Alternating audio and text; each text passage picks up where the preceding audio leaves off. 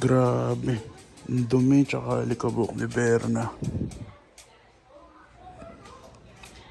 Wow. Mga salbahe kayo. Grabe trip mo, Fatboy. Kakaiba. Init. So what is up mga kapatid?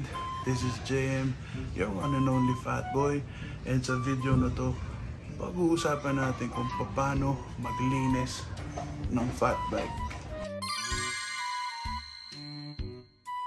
Sa totoo lang mga kapatid, no, dapat basic knowledge na lang to kung paano maglinis. Pero init talaga. Kakaibang trip to. Bad trip.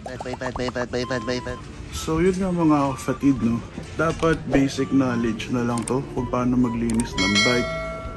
Pero naiintindihan ko naman, no, may mga nagtatanong kasi sa page kung may tamang way ba. So naisip ko, sakto, tagal ko rin naman din nagamit sa Berna, nadumihan, nalikabukan. Ba't di ko na lang linisin, tapos gawa natin ng video. Kaya habang nandito tayo sa lilim mga kapatid, dito ko na lang muna i-explain kung paano ako naglilinis, no. Ang init kasi doon kanina, baka masyadong mahinog yung buhok natin, ayoko ma-overripe. So dito muna tayo sa lilim habang mag-explain ako. At nangungulit tong nasa likod ko. Si Kiba. Yan si Koda. Ating mga mini duckies. Dachshund mga kapatid. So sa paglilinis ng bike mga kapatid, wala namang tama o mali, no? May kanya-kanya naman tayo mga paraan kung paano tayo maglinis ng bike.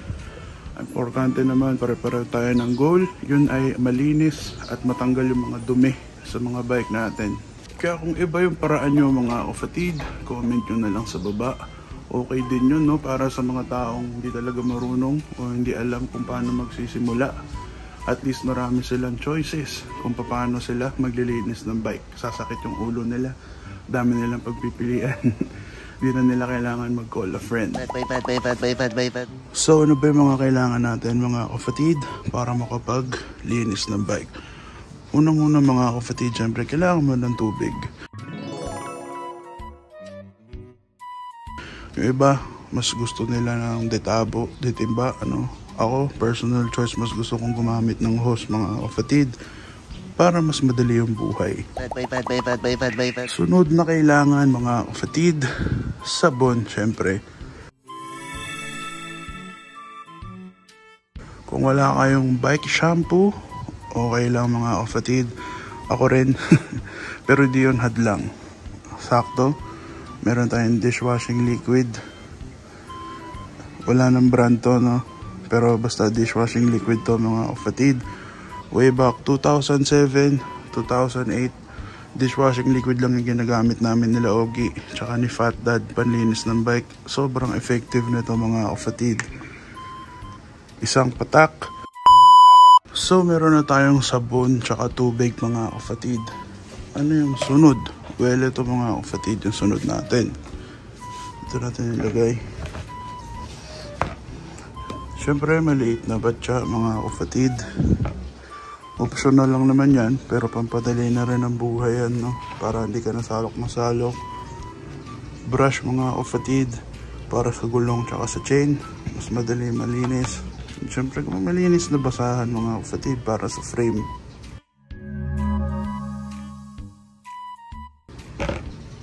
So kung mapapansin nyo mga kapatid, no? Hindi bike specific tong mga gagamitin ko. Para saktong-sakto talaga dun sa mga hindi marunong, tsaka nagsisimula pa lang, wala pang mga gamit. Pwede nyong malinis yung bike nyo, kahit yung mga gamit nyo lang, yung mga normal lang na makikita nyo dyan sa bahay. Pero syempre mga kapatid, kung may budget naman kayo, mas okay kung bumili kayo ng mga bike specific talaga ng mga gamit sa panlinis ng bike. Mas okay yun, para sa simula pa lang, alam nyo na kung paano gamitin mga kapatid. So yan mga kapatid, binuksan ko na yung hose. Lagyan na natin. Aray, putang inang init ng to. So yan mga kapatid, nabuksan ko na.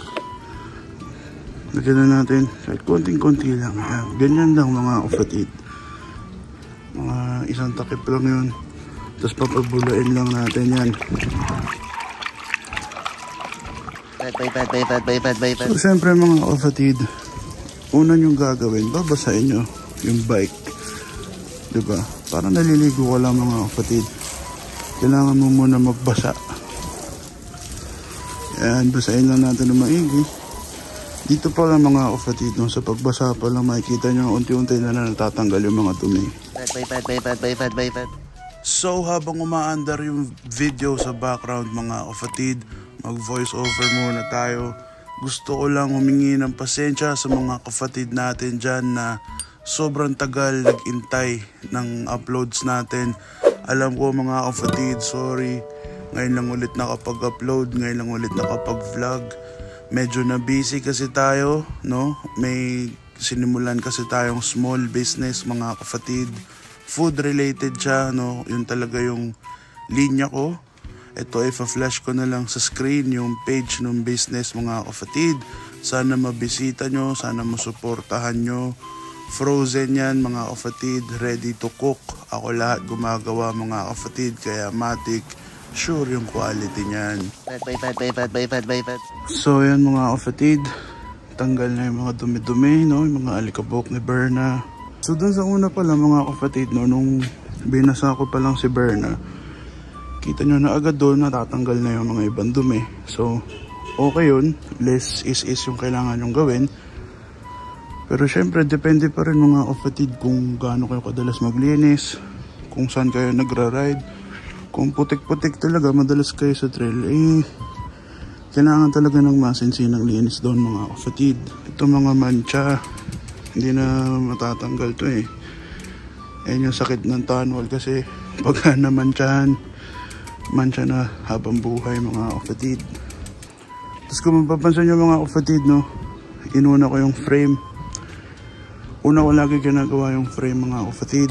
Para, syempre, kung namin yung gulong, may mga kadena, kung namin yung wheelset, yung drivetrain, may mga grasa-grasa, tapos naka mo palang titirayan yung frame, madudumihan lalo. Kaya ginagawa ko, inuuna ko yung frame. Pagkatapos ko sa frame,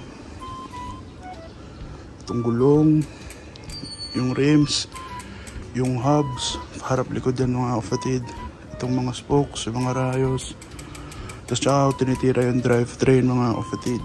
Itong sa handlebar natin, sa cockpit natin mga kapatid, nakita nyo hindi ko na sinabon masyado. Kasi ang ginagawa ko naman dito mga kapatid, pinupunasan ko siya ng wet wipes. Dahil leather tong grip tape natin, no? Yung bar tape natin. Ayoko siya masyadong basain, kaya pinupunas-punasan ko na lang ng wet wipes. Tapos since naubos nga yung degreaser natin mga kapatid, no, hindi ko na na-degreaser tong drivetrain, yung chain, tsaka yung chainring mga kapatid. Pero okay lang, kung wala rin kayong degreaser, pwede na naman sabunin, tsaka is-isa na lang din. Pero make sure na i-is-isa nyo siya ng mabuti. Though hindi matatanggal fully yung mga grasa-grasa niya, kagaya niya, no, pero mapabawasan.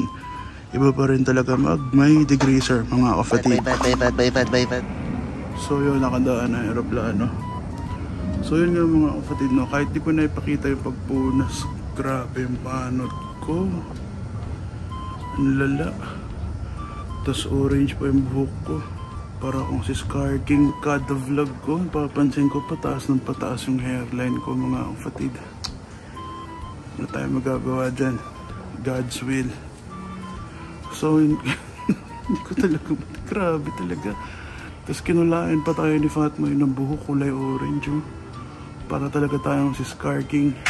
Kung di nyo kilala si Scar King, note kayo ng Godzilla X Kong, The New Empire. Showing na nung Sabado, napaka-solid mga kapatid. Makikita nyo si Scar King. Tangina. So yun nga mga kapatid, no, after nyo maghugas, syempre punas yung susunod. Hindi ko na ipapakita kung paano kasi sobrang basic na lang talaga nun mga kapatid, promise. Pero sasabihin ko kung paano ako magpunas. Ganito. Una, frame.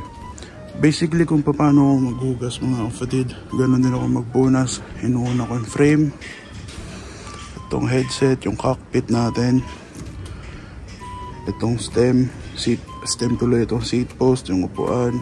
Inuuna ko yung frame. Pagkatapos ng frame, yung gulong, yung rims, Yan yung mga hubs, itong spokes. Huli kong pinupunasan palagi mga kapatid yung drivetrain. Kasi syempre may mga grasa-grasa yan mga kapatid. Tapos after ko magpunas mga kapatid, tinataktak ko lang siya ng slide para yung mga tubig-tubig na pumasok sa loob ay lumabas. So yun lang mga kapatid. Ganun lang kasimple magugas. Huwag kayong matakot. Basain yung bike nyo, hindi magkakasakit yan. Basic na linis lang naman yun mga kapatid, no? As in, basic na basic. Ito yung pinaka-basic na paraan ng paglilinis ng bike mga kapatid. Ayan. Ayan, kung gusto nyo nung talagang masinsinan, yung deep cleaning, gagawa din tayo ng video dyan. Doon kailangan mo baklasin yung wheelset, yung chain. As in, deep cleaning talaga mga kapatid. Pero itong video na to, basic cleaning lang ng bike to mga kapatid, para kahit yung mga walang alam o hindi marunong, kaya nilang gawin. And also mga kapatid, no, make it a habit na every time magra-ride kayo or every after nyo gamitin yung bike, punasan nyo mga kapatid. Sobrang gandang practice niyan, lalo pag nakasanayan nyo. Syempre laking tulong din yan, no? Less effort na kayo sa pag-bike wash kasi napupunasan na, alagaan nyo. So yun na yun mga kapatid, no? Dito ko natatapusin tong video. Once again, pucha na miss ko sabihin to. Once again, this is Jim, your one and only fat boy. Mga salbahe kayo. Peace. I'm out.